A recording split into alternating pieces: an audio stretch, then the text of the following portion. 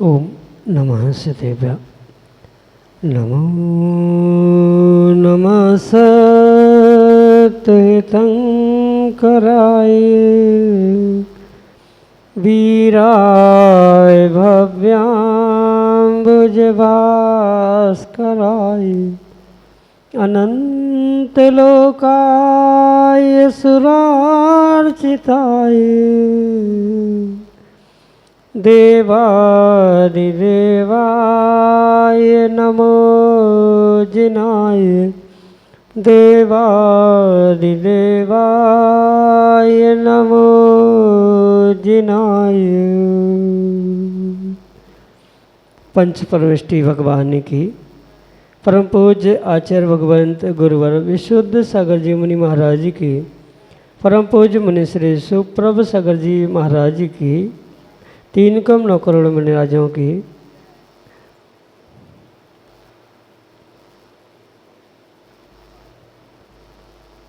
समीचीन विकल्पों का सम्यक समाधान, सम्यक ज्ञान की वह अनूठी विधा जिसके माध्यम से हम सभी प्रतिदिन अपने ही मन के अनेकानेक समीचीन विकल्पों का सम्यक रूप से समाधान आगम के परिप्रेक्ष्य में प्राप्त करते हैं और वही सम्यक समाधान हमारे आत्म कल्याण का पथ प्रशस्त कराने वाला होता है, क्योंकि यहाँ विकल्प समीचीनता के साथ होता है और उसका सम्यक रूप से समाधान परम पूज्य मुनि श्री सुप्रभ सागर जी महाराज आपको आगम के परिप्रेक्ष्य में प्रदान करते हैं।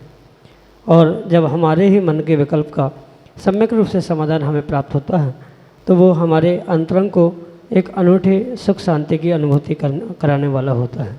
ऐसे आत्म कल्याण की अनूठी विधा से आप भी जुड़ने का प्रयास करें और अपना समीचीन विकल्प भेजते हुए परम पूज्य मुनि से उसका आगम के परिप्रेक्ष्य में सम्यक समाधान प्राप्त करें।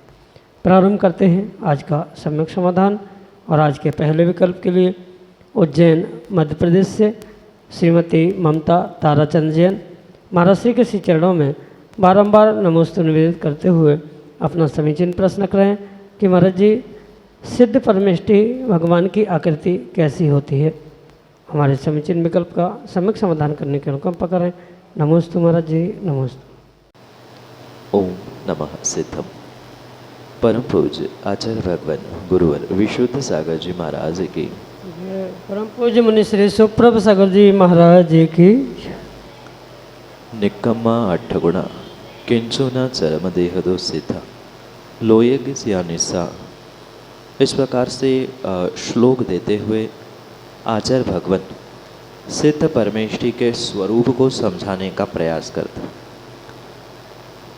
उनकी अपेक्षा से ये स्पष्ट समझे कि जो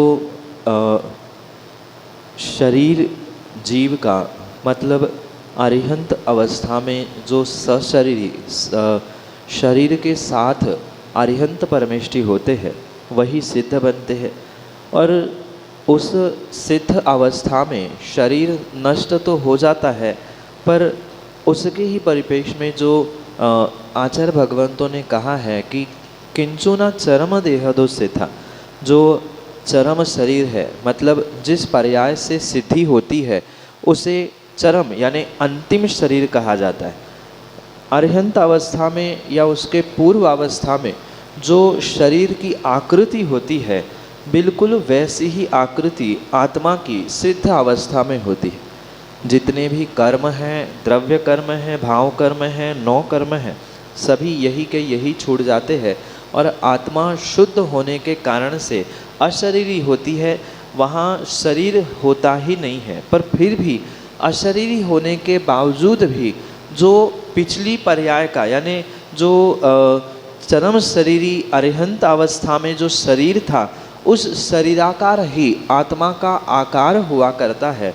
किंचुना चरम देहदो सिद्धा, यानी सिद्ध भगवान का किंचित न्यून चरम शरीर जैसा आकार होता है। जैसे कि मैंने अभी कहा, चरम शरीर यानी अंतिम शरीर, पुनः जो शरीर प्राप्त नहीं होने वाला है वह अंतिम शरीर का जैसा आकार होता है, वैसा ही बिल्कुल आकार वहाँ सिद्ध परमेष्टि का हुआ करता है। शरीर भले ही नहीं होता, पर जैसे आपने कभी गुजिया देखी होगी या ईंट देखी होगी, तो जैसे गुजिया और ईंट का साँचा होता है, उस साँचे के अंदर ईंट या गुजिया निकलती है और उस साँचे से किंचित न्यून यानी थोड़ा सा छोटा आकार ईंट का या गुजिया का होता है।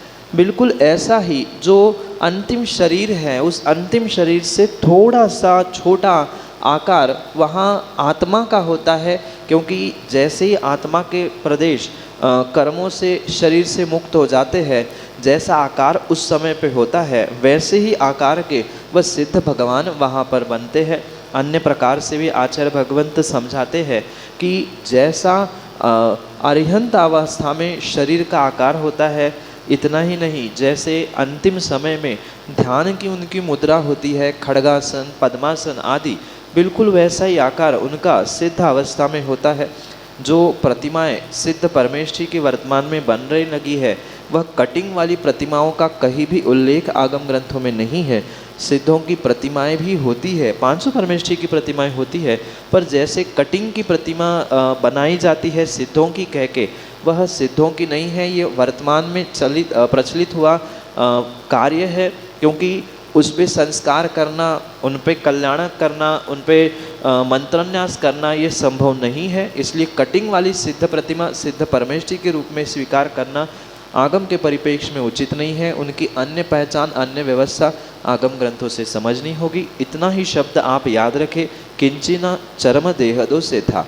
चरम देह यानी अंतिम शरीर से किंचित न्यून, थोड़ा सा कम उसका आकार होता है, जिस पर्याय से वह मुक्ति को प्राप्त करते हैं। यही आपके लिए सम्यक समझ।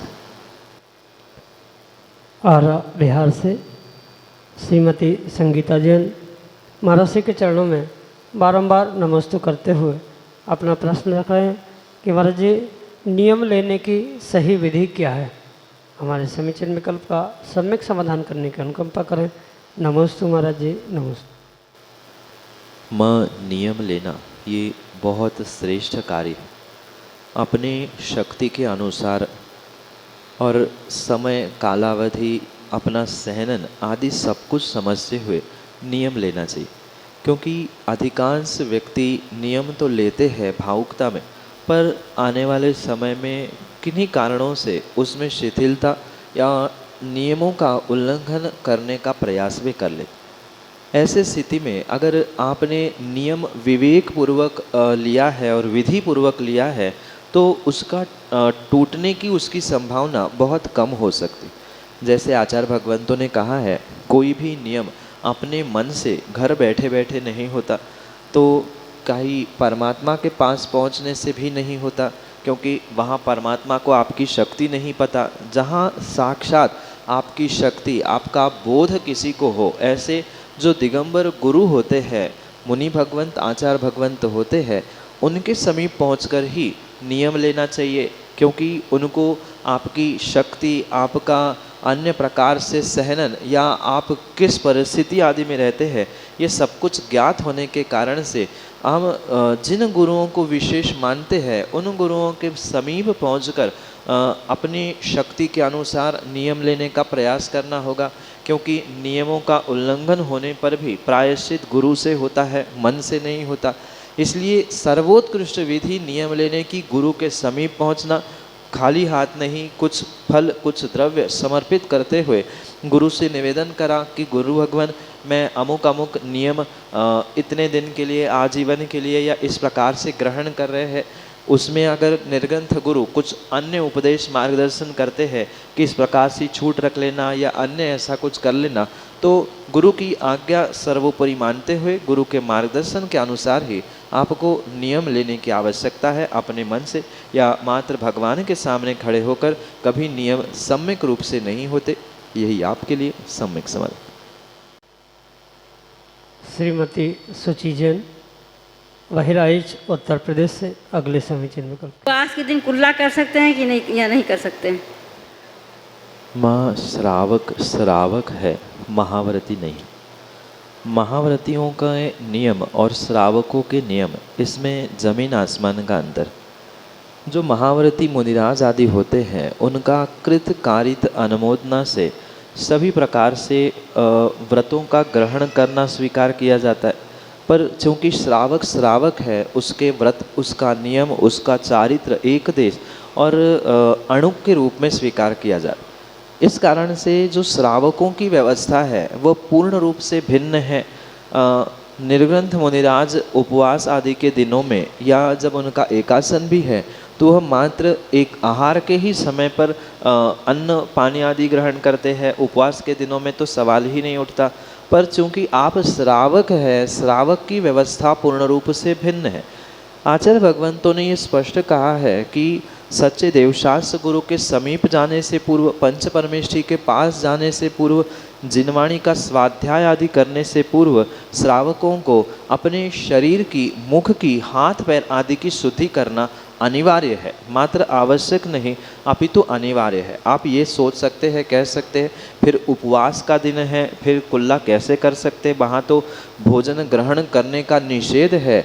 यहाँ अभिप्राय श्रावकों की स्वयं की अवस्था विशेष से समझना होगा। आप भगवान का अभिषेक पूजन अगर झूठे मुंह से या गंदे मुंह से कर रहे हैं तो वहाँ जो विनय की जगह आप भगवंतों की, गुरुओं की अभिनय कर रहे हैं। क्योंकि कई बार आपने अनुभव किया होगा, कुल्ला नहीं करते हैं तो मुख से एक अजीब टाइप की बदबू आती है, रात में लार निकलना आदि भी कई बार होता है। तो कुल्ला ना करते हुए, मुख शुद्धि ना करते हुए अगर मंदिर में पहुँचे हैं या गुरु प्रभु के पास पहुँचे हैं तो नियम से आपके बोलने से या किसी प्रकार से उच्चारण से वहाँ अशुद्धि फैल सकती है, मुख के कीड़े भी बाहर निकल सकते हैं। इसलिए विधि पूर्वक आचार्य भगवंतों ने यही कहा है कि श्रावकों को अपने आवश्यकों के पालन करने से पूर्व कुल्ला मुख शुद्धि के रूप में करना चाहिए। शब्द विशेष ध्यान रखना, कहीं आचार्य भगवंतों ने ब्रश करना, मंजन करना, घिस घिस के साफ करना, नहाना आदि नहीं कहा। सामान्य रूप से मुख शुद्धि और शरीर की शुद्धि आवश्यक है। जैसे बहुत सारे लोगों ने आज ये सोच लिया कि उपवास है तो नहाना भी नहीं है, नहाएंगे नहीं तो अभिषेक पूजन नहीं, दान नहीं, सब व्यवस्थाएं समाप्त हो जाएगी। फिर 6 आवश्यक प्रतिदिन करने का जो संकल्प है वो श्रावकों का कैसे पूर्ण हो सकता है? और पुनः मुख शुद्धि ना होने के कारण अशुद्धि भी फैल सकती, अविनय भी हो सकता है। इसलिए श्रावकों को मात्र पानी, प्रासुक पानी मुख में लेकर 2 या 3 बार कुल्ला करते हुए मुख शुद्धि कर कर ही मंदिर में जाना चाहिए। चाहे उपवास हो अथवा एकासन हो अथवा किसी भी प्रकार से कुछ व्यवस्था हो, ये आगम ग्रंथों से, आचार्यों प्रणीत आगम ग्रंथों से आपके लिए सम्यक समाधान। श्रीमती अनीता जैन, आरा बिहार से अगले समय चिन्ह में कल। तू भगवान, नमोस्तु भगवान, नमोस्तु भगवान। भरत भगवान और बाहुबली भगवान ने तप भी किया और मोक्ष भी गए, फिर भी वो तीर्थंकर नहीं कहलाते हैं, क्यों? हमारे जैन दर्शन में तीर्थंकर मात्र 24 ही होते हैं, ना 23 होते हैं, ना कभी 25 होते। और जो ये 24 तीर्थंकर है उनके भी नियोग कह दो या उनकी भी व्यवस्था पहले से ही तय होती। ये बात आपको ज्ञात करना परम आवश्यक है कि सभी केवली भगवान, अरिहंत भगवान, सिद्ध भगवान तो बन सकते हैं, पर सभी जीव तीर्थंकर भगवान नहीं बन सकते। जैसे भरत भगवान, बाहुबली भगवान, ये केवली भगवान तो बने, अरिहंत सिद्धावस्था को प्रकट तो कर लिया, पर तीर्थंकर इसलिए नहीं बने क्योंकि उनके पास तीर्थंकर प्रकृति का बंध नहीं था। जो जीव 16 कारण भावनाओं को केवली या सुत केवली के पादमूल में भाता है, वहीं पर वह तीर्थंकर प्रकृति का बंध करता है। और जिन जीवों ने ऐसे तीर्थंकर प्रकृति का बंध किया है, वो ही जीव उस पर्याय में पहुँचने पर, यानी जहाँ उनकी वह अंतिम पर्याय होती है, वहाँ पहुंचकर वह तीर्थंकर प्रकृति के उदय के कारण 13वें गुणस्थान में तीर्थंकर कहलाने लग जाते हैं। अन्य सभी जीव भले ही मोक्षगामी हैं, अरिहंत केवली अवस्था को प्राप्त करते हैं, तप करने के उपरांत भी, पर उनके पास तीर्थंकर प्रकृति का सत बंध नहीं है और नहीं होने के कारण उदय में नहीं आएगा, और उदय में नहीं आएगा तो वो तीर्थंकर नहीं कहलाते। भरत भगवान, बाहुबली भगवान ये पहले तीर्थंकर भगवान के पुत्र थे, उन्होंने तप किया। आदिनाथ भगवान ने विशेष तप किया। जो भरत भगवान थे वह अंतःकृत केवली थे, पर ये सब कुछ होने के बावजूद भी उनके पास तीर्थंकर प्रकृति का बंध, सत और उदय नहीं था। इस कारण से वे तीर्थंकर नहीं बन पाए, तीर्थंकर नहीं कहलाते। यही आपके लिए सम्यक समझ। श्रीमती संगीता जैन, आरा बिहार से अगले समय चिन्ह। नमोस्तु भगवान, नमोस्तु भगवान, नमोस्तु। मेरा प्रश्न ये है कि यदि हम नहाने वाले साबुन का अगर त्याग करते हैं तो क्या उसमें कपड़े धोने वाले साबुन का त्याग कहलाएगा या नहीं? माँ, त्याग करते समय आपने या किन्हीं जीवों ने किन भावों से, किन अभिप्रायों से त्याग किया है, ये वहाँ पर मायने रखता है। अगर आपने बुद्धिपूर्वक ये सोच के त्याग किया है कि शरीर को साबुन लगाने का त्याग है, तो आप कपड़ों को साबुन लगाने का मतलब साबुन लगा सकते हैं। पर मात्र आपने नियम लेते समय ये सोचा है कि हमारा साबुन का त्याग है, तो साबुन का त्याग कपड़ों को भी लगाने के लिए हो जाएगा और शरीर को भी लगाने के लिए हो जाएगा। तो तत्क्षण तत्समय आपके परिणाम मतलब भाव कैसे थे, आपने किस प्रकार से, किस अभिप्राय से नियम लिया है, वैसा ही उसका परिपालन करना आवश्यक है। सामान्य रूप से बिना सोचे समझे किया है, मतलब कोई स्पेसिफिकेशन नहीं था तो आपका पूर्ण रूप से त्याग है। पर आपने सोच के किया है, विचार करके किया है कि नहीं मेरा मात्र शरीर को लगाने का त्याग है, तो उसमें उतना ही त्याग होने के कारण से आप अन्य प्रकार से उसका प्रयोग कर सकते हैं। उस नियम में आपको दोष नहीं लगेगा। यही आपके लिए सम्यक समझ। डॉक्टर श्वेता जैन, आरा बिहार से अगले समय चिन्ह विकल्प। नमोस्तु गुरुदेव, नमोस्तु नमोस्तु नमोस्तु। गुरुदेव, मेरा प्रश्न ये है कि छद्मस्त अवस्था किसे कहते हैं, इसका क्या तात्पर्य है? नमोस्तु नमोस्तु गुरुदेव, नमोस्तु। छद्मस्त शब्द दो शब्दों से बना है, छद्म और अस्थ। यानी जो छद्म अवस्था में उपस्थित है, छद्म अवस्था में स्थित है, उन जीवों को छद्मस्त कहा जाता है। छद्म का सामान्य रूप से अर्थ है ढका हुआ। जो संसारी जीव है वह संसारी जीव का चाहे ज्ञान हो, श्रद्धान हो या चारित्र आदि जो भी गुण है, वह पूर्ण रूप से कर्मों के कारण, कर्मों के क्षयोक्षम के कारण से ढका हुआ माना जाता है।